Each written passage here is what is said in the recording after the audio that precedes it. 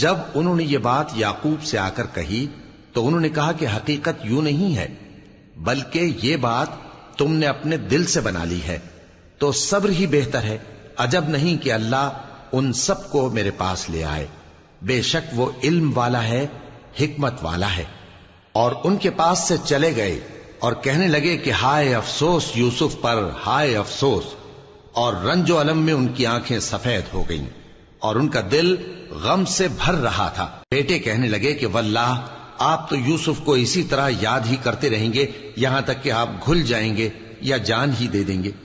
انہوں نے کہا کہ میں تو اپنے غم و اندوہ کا اظہار اللہ سے کرتا ہوں، اور اللہ کی طرف سے وہ باتیں جانتا ہوں جو تم نہیں جانتے۔ اے بیٹو، یوں کرو کہ ایک دفعہ پھر جاؤ اور یوسف اور اس کے بھائی کو تلاش کرو، اور اللہ کی رحمت سے نا امید نہ ہونا کہ اللہ کی رحمت سے تو کافر لوگ ہی نا امید ہوا کرتے ہیں۔